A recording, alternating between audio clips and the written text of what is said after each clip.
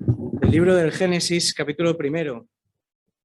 Dijo entonces Dios: hagamos al ser humano a nuestra imagen y semejanza, para que domine sobre los peces del mar y sobre las aves del cielo, sobre los animales domésticos, sobre los animales salvajes y sobre todos los reptiles que se arrastran por el suelo. Y creó Dios al ser humano a su imagen. La imagen de Dios lo creó, varón y hembra los creó. Y los bendijo Dios, diciéndoles: sed fecundos y multiplicaos, llenad la tierra y sometedla. Y vio Dios todo lo que había hecho, y todo era muy bueno. Buenas tardes a todos. Bienvenidos a nuestro primer estudio bíblico de este curso, uno de los 2 itinerarios de formación que ofrece el Centro Ecuménico.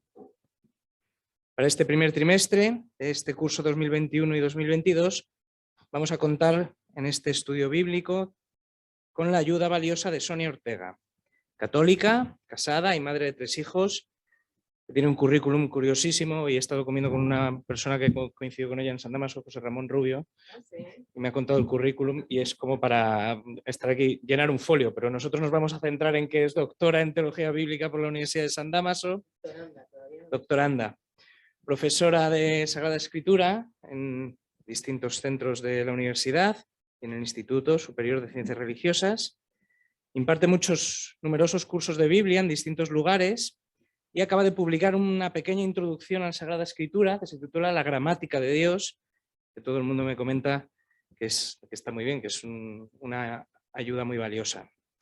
Nos va a ofrecer ella un estudio bíblico centrado en el misterio del hombre, el interlocutor de Dios. Es verdad que en el ser humano, imagen del Señor, en sus experiencias más elementales, se puede buscar también a Dios, se puede buscar su luz, se puede buscar su palabra. Por la encarnación, en virtud de este misterio, sabemos que el hombre siempre es un camino hacia Dios. Así que comenzamos escuchando a doña Sonia para recorrer juntos esta senda. Le agradecemos muchísimo pues, el trabajo que va a realizar con nosotros durante todas estas semanas. Muchas gracias.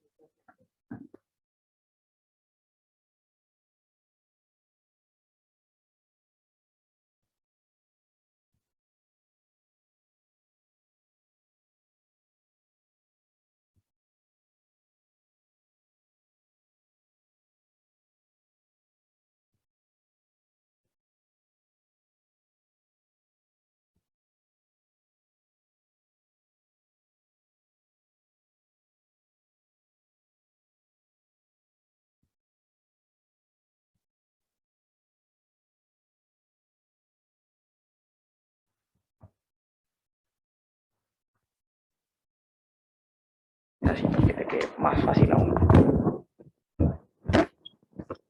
Fenomenal.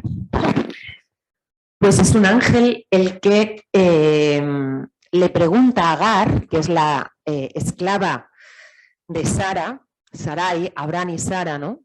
Cuando ella huye, porque Sara la está haciendo la vida imposible, ella huye, ¿no? Huye con su hijo y sin saber dónde, ¿no? Y el ángel se le aparece y le pregunta: ¿de dónde vienes y a dónde vas? Una pregunta que en el fondo deberíamos hacernos todos, porque muchas veces vivimos la vida sin saber de dónde venimos ni a dónde vamos. Esto se lo explico mucho a los jóvenes, ¿no? Si no sé ni de dónde vengo ni a dónde voy, ¿cómo tomo las decisiones de mi vida, ¿no? ¿Cómo voy tomando las decisiones que van a ir formando mi vida de alguna manera? Lo que pasa es que esta es una pregunta que sin Dios no tiene respuesta. ¿De dónde vengo, no? ¿De dónde vengo? ¿Cuál es el sentido de mi vida? ¿Hacia dónde camino, no? ¿Y hacia dónde voy? ¿Cuál es el final de mi vida, no? El libro del Génesis contiene estas respuestas. Los 3 primeros capítulos del libro del Génesis, fundamentalmente, contienen estas respuestas. Respuestas tan valiosas que no se entienden, ¿no? Son los capítulos más malinterpretados de la historia de la Sagrada Escritura, justamente por esto, ¿no? Por el valor, yo creo, tan grande que tienen. Jean Danelou decía que estos relatos eran misioneros, son relatos misioneros, acarrean una misión y es responder a las grandes preguntas de la humanidad, ¿no? ¿Quién es el hombre? ¿Para qué ha sido creado? ¿Qué sentido tiene todo? y sobre todo una pregunta que late en el corazón de todos los hombres de todas las épocas y de toda la historia del pensamiento, ¿no? Y es, ¿qué es el mal? ¿No? ¿Qué es el mal? ¿Cómo se conjuga un mundo donde existe Dios, donde existe el mal? ¿No? Son preguntas que la historia de la filosofía se ha realizado una y otra vez y que llamamos como un lugar filosófico, ¿no? Es verdad que todos vamos al mismo sitio, pero sin encontrar una respuesta, ¿no?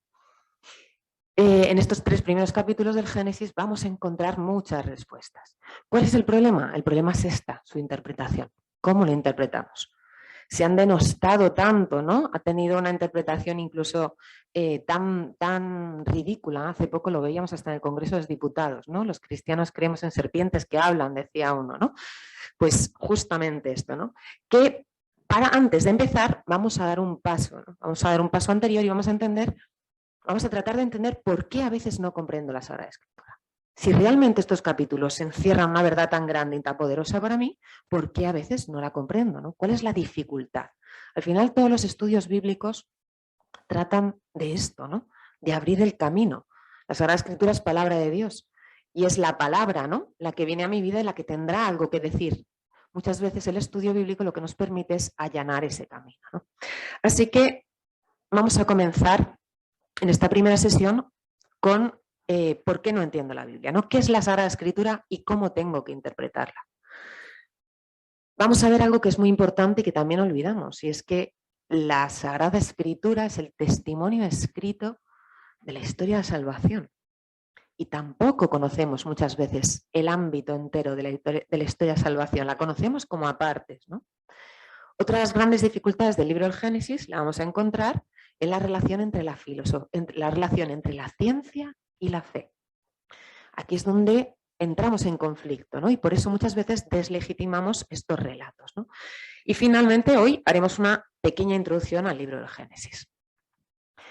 Nuestra segunda sesión entrará de lleno en el primer capítulo. Vamos a ver el primer capítulo del Génesis y vamos a plantearnos las siguientes cuestiones, ¿no?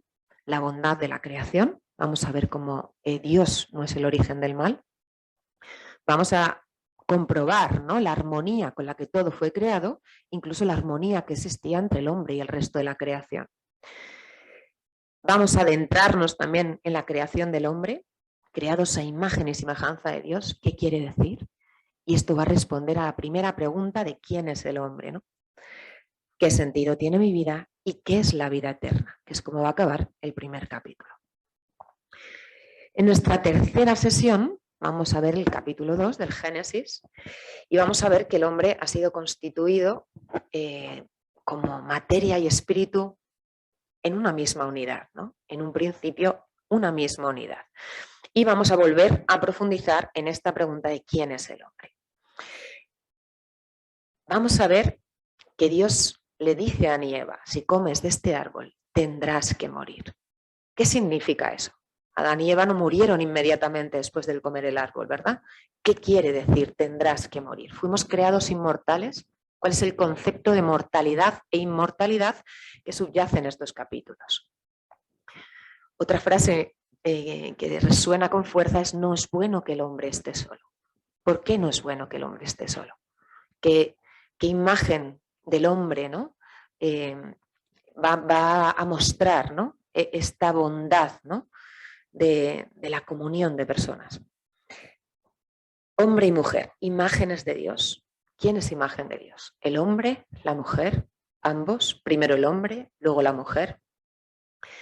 Y finalmente comprenderemos, ¿no? El sentido de una sola carne, el origen y el sentido de la vida. Este capítulo es lo que decimos, ¿no? Es antropológico. El primer relato es un relato metafísico, porque va a hablar sobre el ser, y siempre decimos es un relato antropológico, va a hacer una profundización en las verdades más profundas del hombre. La cuarta sesión es durísima, es Génesis 3. Es durísima.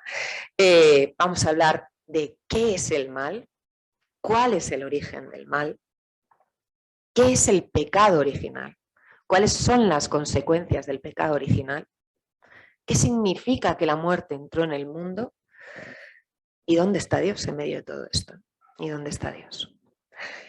Y el último, la quinta sesión, me parece importantísima y llevo ya varios años dando este curso y y es fundamental, ¿no? Y es la historia de salvación a golpe de vista, ¿no? Desde el principio hasta el final de los tiempos. Vamos a ver todo el recorrido entero,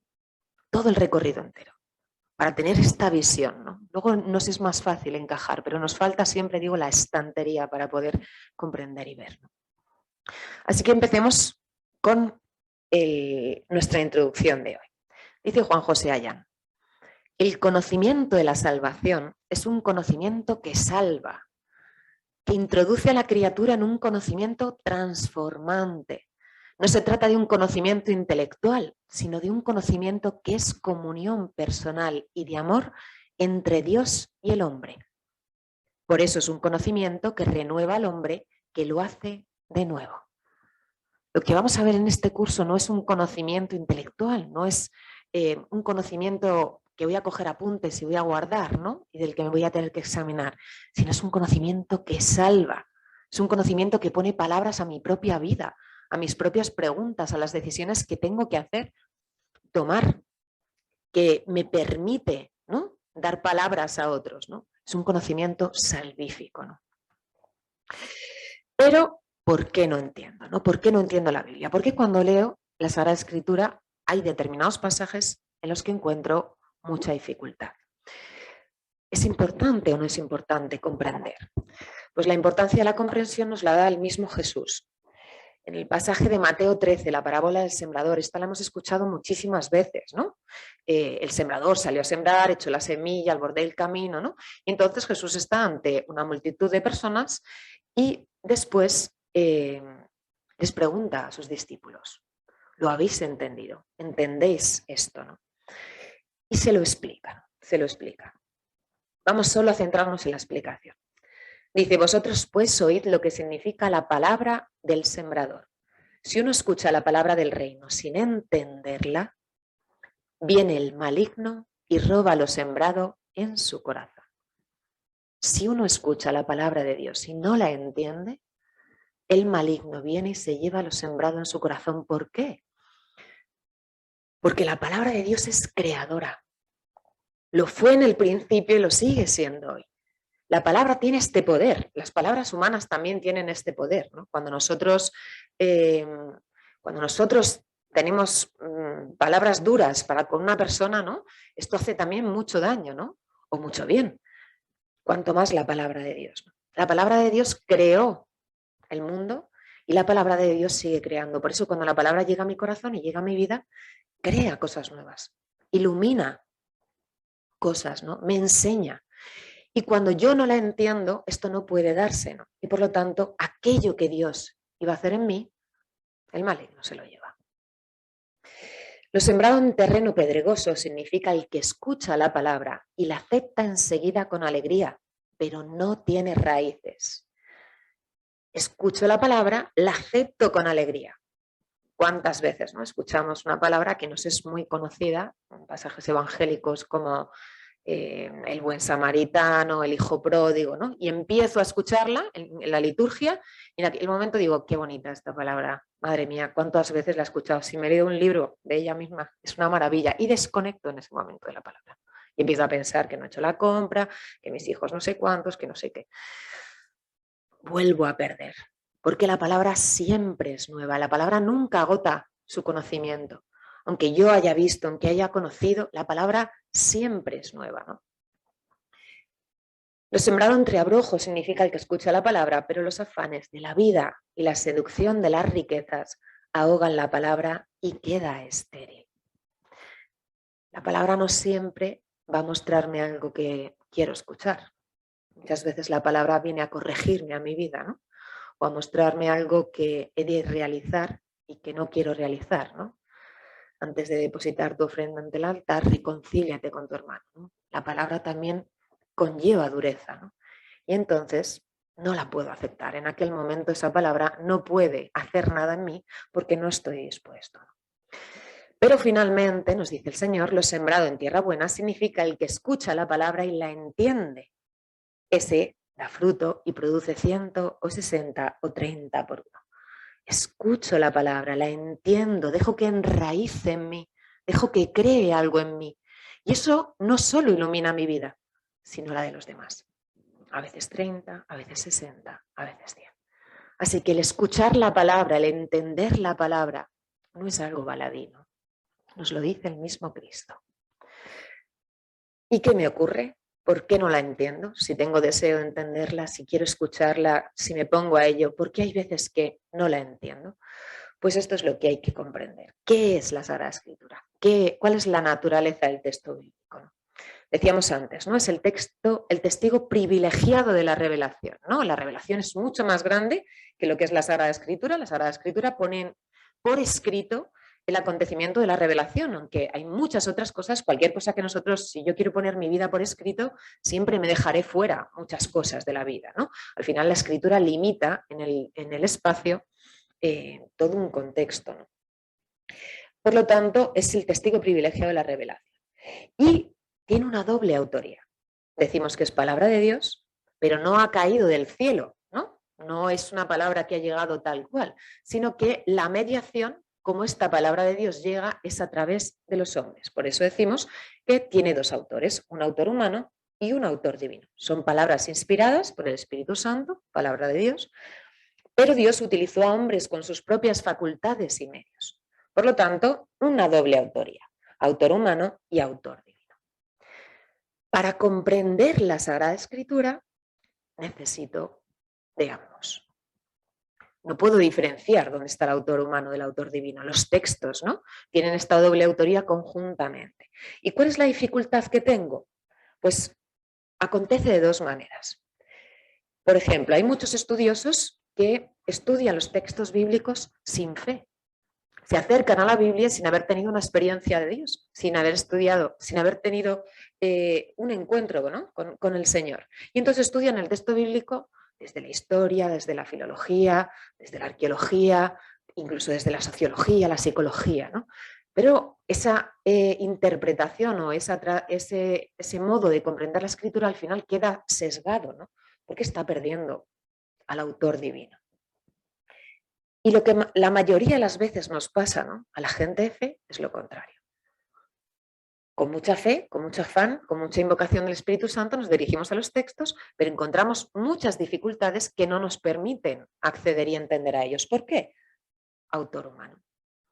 Ahí tenemos textos escritos con literatura apocalíptica, otros salmos, otros narrativos, otros evangelios, textos escritos hace 2000 años, textos en hebreo, textos en griego. Cada uno tiene su particularidad y es necesario comprenderla antes de poder entenderlo. Por mucha fe que tenga, por mucho que pueda invocar al Espíritu Santo, si el texto está en hebreo y yo no sé hebreo, no voy a entender nada. Así que hay una serie de dificultades humanas que también nos impiden esto, ¿no? Se me acabó la pila del mando o no, ya no me obedece. A ver si es de aquí. No.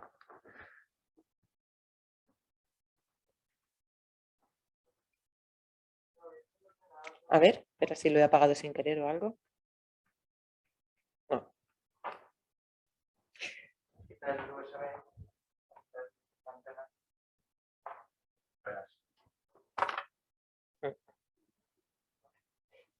No, está bloqueada ahora.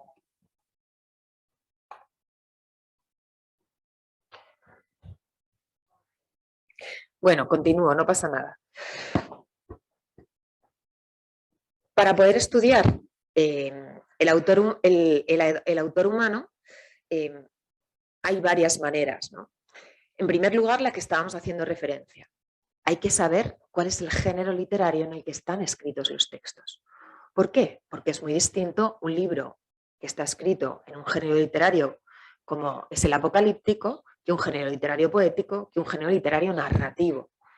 Como yo misma, ¿no? Cuando en la literatura de hoy no es lo mismo leer una novela que leer un libro de ciencia, que leer un poema, ¿no?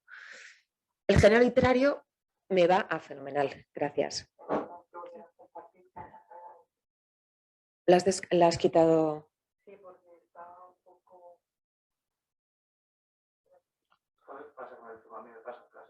Que se queda...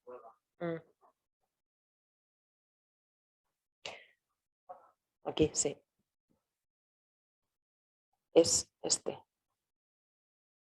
Ya. Ahí Déjame ahí ya. y ahí. Ya está. Y ahora arriba, si le das aquí a reproducir. Ya está. Fenomenal. Muchas gracias. Esta es la cuestión. Del autor humano, el conocer el género literario me da la puerta de entrada al libro, ¿no? Si yo me acerco a un libro apocalíptico y lo intento interpretar literalmente como interpreto un libro narrativo, claro, no voy a entender absolutamente nada, ¿no? Cuando empiecen a aparecer dragones, estrellas, no voy a entender nada, ¿no? Mientras que si yo de antemano sé que esto es un género literario apocalíptico y sé cuáles son las pautas, esto me ayuda a entrar en el texto, a conocer el texto. También me ayuda el hecho de conocer cuándo se ha escrito esto, cómo se ha escrito, quiénes son los autores, durante cuánto tiempo este texto se ha transmitido oralmente hasta que en un momento se ha fijado el lenguaje. No es lo mismo el Antiguo Testamento, muchas veces, ¿verdad? Decimos el Antiguo Testamento, es que es de una dureza, ¿no? Es una dureza el Dios del Antiguo Testamento y el Dios del Nuevo es mucho, mucho más amoroso, ¿no? No es así, ¿no? Es un único Dios, el mismo Dios para ambos, ¿no? Pero la traducción del lenguaje hebreo es una traducción mucho más seca, mucho más árida, porque el lenguaje es así, mientras que el texto griego tiene muchas más perífrasis, frases subordinadas, se acerca mucho más a las lenguas vernáculas, entonces nos suena mucho mejor, ¿no? Todos esos datos me van a ir dando, ¿no? Me van a ir permitiendo entrar dentro del libro. Y el autor divino, ¿no? ¿Cómo conocemos, cómo sabemos el autor divino? Pues hay unas pistas muy importantes, importantísimas. Uno es la unidad de la Sagrada Escritura. Ningún texto puede ser interpretado aisladamente, ¿no? Cuando yo interpreto un texto sacándolo de su contexto, voy a fallar en su interpretación. No solo en la Biblia, sino en cualquier cosa, ¿no? Si yo interpreto cualquier fragmento de literatura fuera del contexto que se ha escrito, puedo caer en una mala interpretación, ¿no? Hay una unidad. Toda la Sagrada Escritura está mostrando la unidad de la historia de la salvación, que tiene un comienzo y tiene un fin. Aunque el primer libro fuera el Génesis y fuera escrito en hebreo y fuera escrito 1000 años antes de Cristo, ¿no? Y el último, el Apocalipsis, ¿no? Hay una unidad y un sentido. ¿Cómo se hizo esto? ¿Cómo se colocaron los libros? ¿Quién lo diseñó, ¿no? ¿Cómo es posible, ¿no? Es obra del Espíritu Santo, ¿no? Obra del autor divino que guía, ¿no? Desde un principio toda esta historia de salvación. Tradición viva toda la Iglesia. La Sagrada Escritura se lleva interpretando 2000 años. No partimos de nuevo, ¿no? Es mucho el conocimiento acumulado durante tantos años, ¿no? Que nos permite, ¿no? No partir de cero, ¿no? Y por último, la analogía de la fe, ¿no? Nuestra fe, nuestra propia fe, nuestro propio conocimiento de la fe de la Iglesia es el que nos guía y el que nos muestra, ¿no? El camino también a seguir cuando erramos. El mando, pongo esto otra vez. No.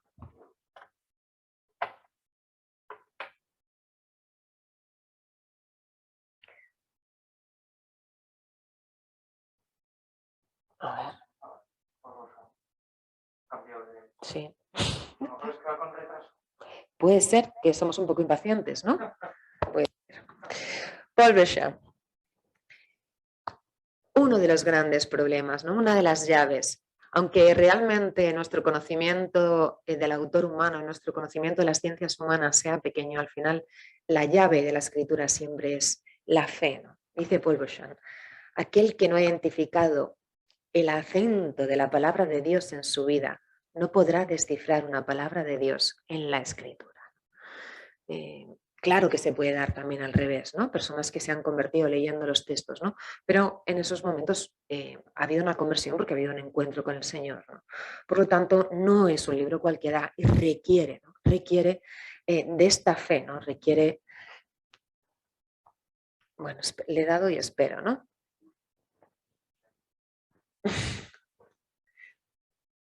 Esta es la cuestión, ¿no? Necesitamos...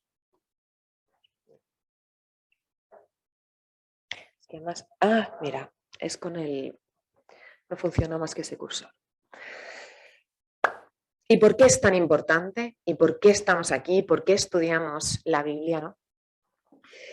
Primero porque lo hemos visto, ¿no? Nos lo ha dicho el mismo Señor. En el paralelo de Mateo 13, en el Evangelio de Marcos, que cuenta la misma parábola, antes de explicársela a sus discípulos, les dice el Señor: ¿no entendéis esta parábola? Pues ¿cómo vais a conocer todas las demás? Uno lo primero que tiene que tener es tomar conciencia de la importancia que tiene el texto escrito, ¿no? No es un texto entre los textos, ¿no? Es palabra de Dios, ¿no? Estudiamos la Sagrada Escritura para distinguir también la verdad de lo que no es. Hoy vivimos en un mundo donde la cantidad de información y la cantidad de cosas, ¿no?, que llegan hasta nosotros nos hace muchas veces hasta perder el rumbo de lo que es verdadero. Hay que volver, ¿no? Hay que formarse para poder dar razones de nuestra fe, ¿no?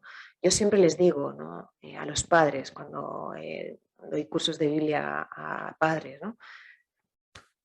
Antiguamente los hijos, ¿no?, heredábamos la transmisión de la fe, ¿no?, por nuestra familia, éramos educados en las familias, ¿no?, y recibíamos la fe. Hoy no, hoy los hijos nos piden razones de nuestra fe y hay que darles razones de la fe.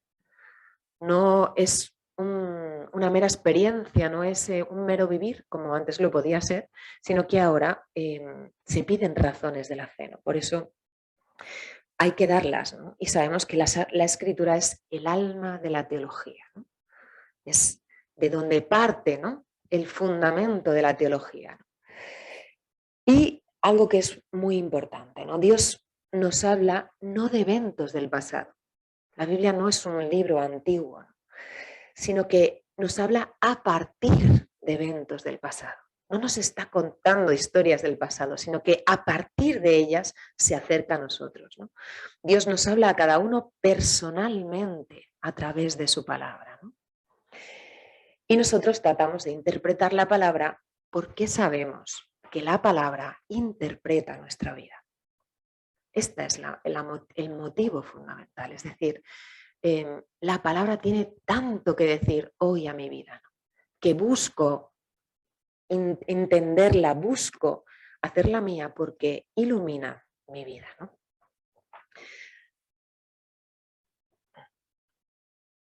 Sí, es ahí.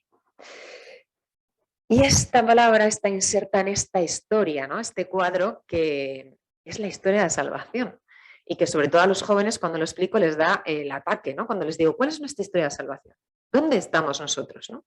Porque siempre hablamos de nuestra historia, la historia de salvación, el pueblo elegido, pero ¿cuál es esta historia, no? Y utilizo siempre yo lo llamo la estantería, ¿no? Este bibliograma, es un bibliograma con la pretensión de que vean, ¿no?, que la historia de la salvación es muy sencilla de contar. Y que si no tengo esta estantería, cuando de repente empiezo a estudiar libros bíblicos, no sé dónde colocarlos, ¿no? Y empiezo a estudiar Joel, y empiezo a estudiar unos reyes, dos reyes, y tengo un lío de libros, ¿no? Es primero una estantería, un lugar donde poder ir colocando los libros, ¿no? Nosotros vamos a profundizar en la primera parte de esta historia, la historia de los orígenes, ¿no?, qué ocurrió, sobre todo los 3 primeros capítulos, ¿no? Pero bien sabemos, ¿no?, Dios crea el mundo, Adán y Eva rechazan, ¿no?, este amor de Dios y la historia cambia, ¿no? La historia cambia y durante muchos años el mundo es transformado y el hombre es transformado, ¿no?, hasta que 2000 años aproximadamente antes de Cristo, Dios encuentra a un hombre sobre la tierra que escucha su palabra, ¿no? Un hombre que siempre digo es milagroso, ¿no?, que habrán escuchar a Dios en medio de un mundo totalmente politeísta, sacrificios humanos, donde no había rastro de nada, como un milagro, ¿no? Este hombre escucha la voz de Dios y sigue a Dios. Y esta es la pedagogía divina. Dios va a elegir a un hombre para salvar a la humanidad. Dios elige a uno para salvar al mundo entero. Dios, de un hombre bueno que escucha su palabra, va a hacer una familia buena, va a hacer un clan bueno, va a hacer un pueblo bueno, un reino bueno, de tal manera que en el mundo haya un lugar donde pueda nacer el Mesías, donde pueda haber una mujer que diga sí, ¿no?, y pueda nacer el Mesías. Y esta es la historia de los patriarcas. Esto comienza en la historia de los patriarcas, 2000 años antes de Cristo, Abraham, Isaac, Jacob, José, que acaban, como bien sabemos, en la tierra de Egipto, ¿verdad? En la tierra de Egipto, donde José era virrey. Y por lo tanto, cuando ellos están en la tierra de Egipto, vivían, ¿no?, en abundancia. Pero 400 años después, el faraón ya no conoce a José y viven como esclavos, ¿no? Y Dios escucha los lamentos de su pueblo y quiere salvar a este pueblo, ¿no? Comienza el Éxodo. Todo esto está descrito en Éxodo, Levítico, Números y Deuteronomio. Este bibliograma, solo para quien le interese, la línea central, en la línea central he puesto los libros que son solo narrativos, ¿no? Nosotros, si leemos toda la historia, mucha gente empieza a leer la Sagrada Escritura libro por libro y cuando llega al Levítico ya entra en crisis, ¿no? Ya no puede leer más. Entonces, si nosotros realmente lo que queremos estudiar es leer la historia, los libros narrativos, ¿no?, son los que nos van a contar esta historia. Luego estarán los libros proféticos, los salmos, los sapienciales, que irán reflexionando y poniendo tantas cosas sobre esa historia. Pero narrativos hay 14 libros en la Biblia. Toda la época de los patriarcas está narrado en Génesis, del 12 al 50, Éxodo, Levítico, Números y Deuteronomio es lo que nos va a narrar la salida de Egipto y la llegada a la tierra prometida, que como bien sabemos no será con Moisés, sino con Josué. Así que tenemos patriarcas, Éxodo y entrada en la tierra prometida.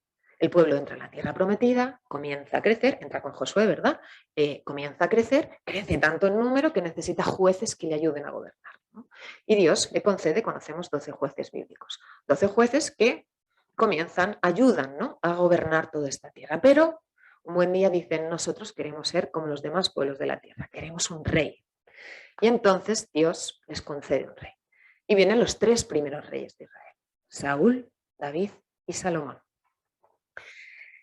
Con Salomón, que esto es narrado en los primeros libros de Samuel, y hasta unos Reyes 12, que será el fin, ¿no?, del reinado de Salomón. En este momento es el momento de mayor esplendor de Israel, hasta ahora mismo.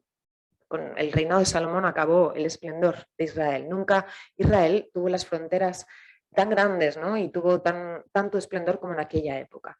¿Qué es lo que ocurre? Pues la idolatría volvió a entrar, Salomón tuvo muchas mujeres, muchas concubinas, y a su muerte su reino se va a quedar dividido, ¿no? Unos Reyes 12, la asamblea de Siquem, donde Jeroboam se quedará con las 10 tribus del norte y Roboam con las 2 tribus del sur. Reino del norte, reino del sur. Israel y Judá.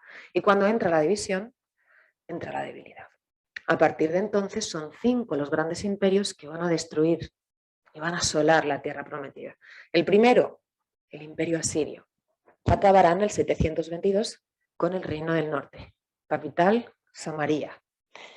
Imperio babilonio, quedaba solo el reino del sur, y también lo destruirá, y no solo el reino del sur, sino su capital y su templo, Jerusalén, ¿no? Y acabarán en el exilio, todos en el exilio. Y llegará el imperio persa, tercer imperio, Ciro el Ungido, que permitirá, tiene un tipo de política en la que él prefería que sus súbditos, ¿no?, estuvieran contentos, ¿no?, no como los anteriores imperios. Y entonces realmente les permitirá volver a reconstruir la tierra, y aquí es donde Israel toma conciencia realmente, ¿no? Decimos que este es el nacimiento del judaísmo como tal. Israel toma conciencia, lo he perdido todo, mi pecado me ha hecho perder todo, ¿no? Y es cuando encima se editan la mayoría de los libros bíblicos. No vaya a ser que esto nos ocurra, por lo tanto es un periodo muy importante. Después vendrá el imperio griego, que es fundamentalmente está narrado en los libros de los Macabeos, donde se cree que el pueblo está preparado para recibir al Mesías. ¿Qué hacen los Macabeos? Dan la vida, ¿no? Antes que renegar de su fe, dan la vida, ¿no? Este pueblo, ¿no?, que Dios ha ido educando, ha ido trayendo, finalmente acaba comprendiendo que es más valioso la fe y la entrega a Dios que la propia vida. Y entonces, en el año 63, el general Pompeyo entra al Imperio Romano y comienza toda la época del Nuevo Testamento. Así que una historia de salvación muy sencilla: patriarcas, Éxodo, tierra prometida, división, 5 grandes imperios, hasta la época de Cristo. Esta estantería es fundamental para poder ir comprendiendo.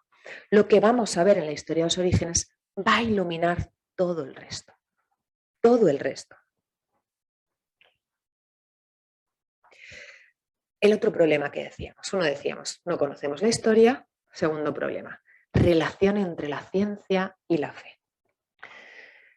Esta frase de Aristóteles me encanta, ¿no? Todo hombre por naturaleza desea saber. Dentro de todos los hombres hay un deseo de conocimiento. Todos queremos conocer, siempre tenemos preguntas, siempre buscamos, ¿no? Y peligro, ¿no? Cuando no lo hacemos, ¿no?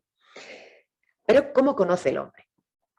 El hombre, decíamos, es un ser, ¿no? Material y espiritual, y por lo tanto tiene unas capacidades para conocer el mundo material, que es el mundo de la ciencia. El conocimiento científico es el conocimiento de las cosas materiales que se pueden pesar, contar, probar, repetir, y que el hombre además está llamado, ¿no?, a conocer en profundidad. La ciencia es un don de Dios, ¿no? Entonces, el mayor campo de conocimiento es el conocimiento científico de toda la realidad que nos rodea. Pero tenemos experiencia de que el hombre, partiendo de los datos, ¿no?, que tenemos y de los hechos que tenemos, el hombre se pregunta más allá, justamente porque el hombre no es solo material. Y entonces el hombre comienza a preguntarse, ¿no?, ¿por qué existo? ¿No? ¿Qué sentido tiene que exista? ¿Para qué existen los hombres? ¿Por qué hombres y no otra cosa, ¿no? Empieza a partir de la realidad y empieza a realizar y a elaborar preguntas, ¿no? O como decíamos antes, ¿no?, ¿por qué el mal? ¿Qué es el mal? ¿Por qué existe el mal? Tiene un sentido, tiene un propio ser el mal, ¿no? Esto es lo que llamamos el conocimiento metafísico. Es decir, partiendo de lo físico, partiendo de las realidades creadas, el hombre eleva preguntas que van más allá, ¿no? Es el campo de la filosofía. La mayoría de estas preguntas quedan abiertas, ¿no? El hombre alcanza con la razón a resolver algunas, pero la mayoría quedan abiertas. Y en la cumbre, ¿no?, de la pirámide tenemos el conocimiento teológico, que es el conocimiento revelado, el dato revelado. La teología estudia el dato revelado, aquello que nos ha sido revelado y que no podemos alcanzar con nuestra mera razón. Pero eso no quiere decir que, al igual que le ocurre a la metafísica, el conocimiento teológico no esté apoyado en lo demás. De hecho, es lo que va a iluminar lo demás. Decimos que la fe es la luz más potente de la razón, ¿no? Donde la razón no llega, la fe va a poner luz, y lo vamos a ver en los 3 primeros capítulos del Génesis de una manera impresionante. Ahora bien, ¿cuál es el problema? Que cruzamos fronteras. El lío viene cuando cruzamos fronteras, cuando de repente escuchamos: el mundo fue construido por una explosión que duró no sé cuántos millones de años y fue así, así. Por lo tanto, Dios no existe. ¿Dios es objeto de conocimiento del mundo científico? No lo es. Dios no es un objeto material. Dios no es un objeto que se pueda estudiar científicamente. Por lo tanto, nunca podría concluir ningún estudio científico afirmando que Dios no existe. Y por otra parte, también cruzamos fronteras hacia abajo. El mundo fue creado en 6 días porque así lo dice el Génesis, y el primer día fue creado esto, el segundo día fue creado esto. Tampoco. Porque la teología, como ahora vamos a ver, el dato revelado, no está explicando la ciencia, no está explicando la biología, la geología, ¿no?, sino que está explicando algo mucho más profundo que va a iluminar todo lo demás.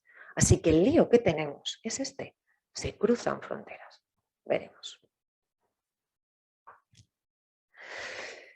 Y final, nuestro libro, ¿no? Todo esto que hemos visto lo aplicamos a nuestro libro. ¿Por qué, no? ¿Cuál es la dificultad del libro del Génesis? Bueno, Bereshit en hebreo, ¿no?, es el comienzo, ¿no? El Génesis es el comienzo de todo. Está dividido en 2 partes distintas, ¿no? Del Génesis del 1 al 11, estos capítulos nos van a hablar de la historia universal, no es la historia de Israel, es la historia del mundo, de la creación, ¿no? Y después del 12 al 50 es el comienzo de la historia de Israel en cuanto tal, ¿no? Es esta. Del 1 al 11 y origen de Israel. El origen de Israel dividido en 3 ciclos: el de Abraham, el de Jacob y el de José. Nosotros solo nos vamos a dirigir a la historia de los orígenes y en concreto a los 3 primeros capítulos. ¿Qué es lo primero que nos preguntamos? Autor humano, ¿no? ¿Cuál es el género literario de este libro, de estos capítulos? ¿Qué tengo delante? Los judíos al principio decían que era género sapiencial, ¿no? Hay una sabiduría muy grande en estos capítulos. Entonces los judíos decían género sapiencial. Se ha dicho de todo, pero yo utilizo la que más me gusta y además creo que está bien apoyada, ¿no? Porque es de San Juan Pablo II, ¿no? Él hablaba de prehistoria teológica y esto nos soluciona muchos problemas que los jóvenes nos preguntan. ¿Por qué prehistoria? Porque aconteció, porque hubo un primer momento, hubo un inicio de la creación, no solo de la creación, sino del tiempo. Hubo un comienzo. Si fue hace millones de años, 1000 millones, si fue así, nos lo dirá la ciencia, nos lo dirá la genética, nos lo dirá todos los estudios, ¿no? Pero hubo un comienzo, por eso es una prehistoria, es el inicio de la humanidad, ¿no? Y hubo un primer hombre y una primera mujer, claro que sí. ¿Y negaron a Dios? Claro que sí. Y se produjo, ¿no? Se produjo este cambio en toda la creación. Pero es una prehistoria teológica. ¿Por qué? Porque no tenemos un testigo de aquel momento, ¿no? No tenemos uno que hiciera una foto y grabara con vídeo, sino que esto que nos llega es revelado, dato revelado, el culmen de la pirámide, la parte de arriba de la pirámide. Y como revelado y un acontecimiento tan grande como es la creación, está revelado de una forma teológica, con imágenes, con símbolos, cuya profundidad nos lleva a entender algo que va más allá de las palabras en sí. ¿Cuál es el error? Primero, entender que por ser teológica no es verdadera. Y es un cuento que nos han contado, una filosofía, ¿no? Para poder entendernos. Y segundo, entender solo, ¿no? Que por ser teológica tengo que interpretar literalmente esos símbolos. Estos son lo que nos va a llevar, lo veremos una y otra vez, ¿no? Pero es lo que nos llevará a error, ¿no? Prehistoria, primeros acontecimientos de la historia, teológica, simbolismo. El simbolismo que aparece en el Génesis son formas permanentes de la conciencia religiosa, no solo aparecen en el Génesis. Aparecen en otras muchas culturas, religiones, momentos, ¿no? La serpiente como símbolo del mal, el agua como signo de la purificación. Aparece, son fórmulas de la conciencia religiosa que todos los hombres de todos los tiempos han utilizado. Y lo que vamos a ver también en este estudio es que son verdades permanentes. Lo que aquí se nos narra, lo que aquí se nos cuenta, lo experimento hoy. Lo sigo experimentando hoy, ¿no? Por lo tanto, no es un pasado. ¿Qué contestamos? ¿Qué son los relatos del Génesis 1 y 3? Describen eventos históricos reales descritos de forma simbólica y figurativa. Repito, eventos históricos reales descritos de forma simbólica y figurativa. Si yo le escribo una poesía a mi marido, ¿no? Contándole cuánto le quiero, cuánto le amo, qué maravillosa es la vida con él, ¿no? Y lo describo de una manera totalmente poética, ¿no? Y utilizo metáforas, símiles. Por utilizar ese tipo de lenguaje, ¿no es verdadero mi amor? Es más verdadero que nada, ¿no? Utilizo justamente ese lenguaje porque trato de expresar algo que va más allá de las meras palabras, ¿no? Esto es lo que ocurre en Génesis. Para poder revelarnos el acontecimiento de la creación, los hombres necesitamos, ¿no? Símbolos en los que entrar y comprender la grandeza, ¿no? A pesar de la dificultad que encierran estos versículos, es necesario subrayar que no se trata de un cuento, ni de filosofía, ni de una invención. Se trata de un acontecimiento cuyas consecuencias atraviesan la historia de la humanidad hoy, en aquel momento y hoy, ¿no?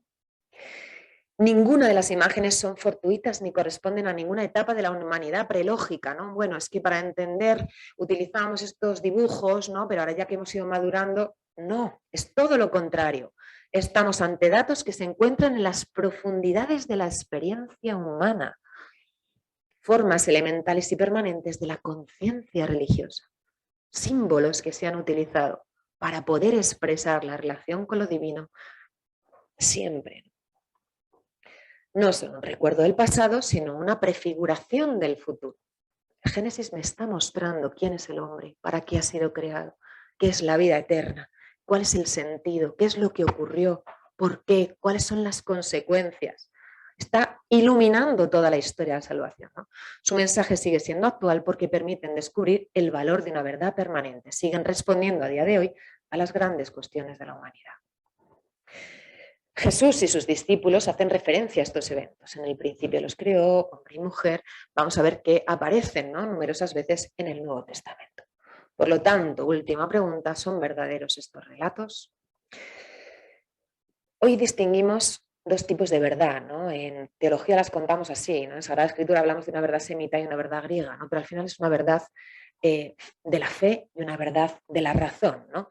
La verdad de la fe es la verdad con la que vivo, con la que vivimos todos y con la que nos movemos todos, ¿no? O sea, yo no compruebo todos los días que la universidad está en el mismo sitio, ¿no? Sino que allá voy, ¿no? Y sin tener que comprobarlo. Ni tampoco si voy a comer a casa de mi madre compruebo químicamente que no tiene veneno la comida, ¿no? Es decir, el acto de fe lo realizo constantemente, ¿no? Vivimos con esta verdad, ¿no? Que es al final una creencia, ¿no?, por testimonio y que además se cumple en el tiempo, ¿no? La experiencia me da razones de esta fe, ¿no? Razones de esta fe. Pero la verdad griega es la verdad de la ciencia, ¿no? Una verdad que es, justamente esta es la definición, ¿no?, adecuación entre la realidad y el intelecto, es decir, una verdad que necesita ser probada, ¿no?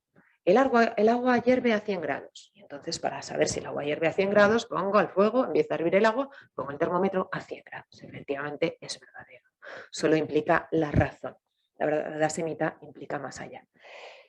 La verdad bíblica, cuando decimos son verdaderos estos relatos, la verdad bíblica es la verdad para nuestra salvación. Y está por encima de la semita y de la griega, las abarca las dos.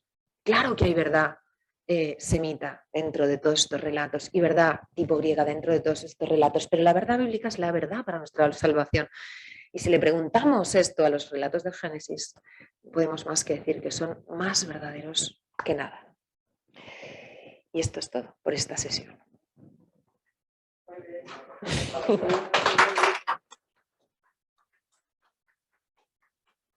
Un reloj, ¿eh? Si no, pues no, nunca tengo tiempo, pero bueno, me pongo manos del Espíritu Santo.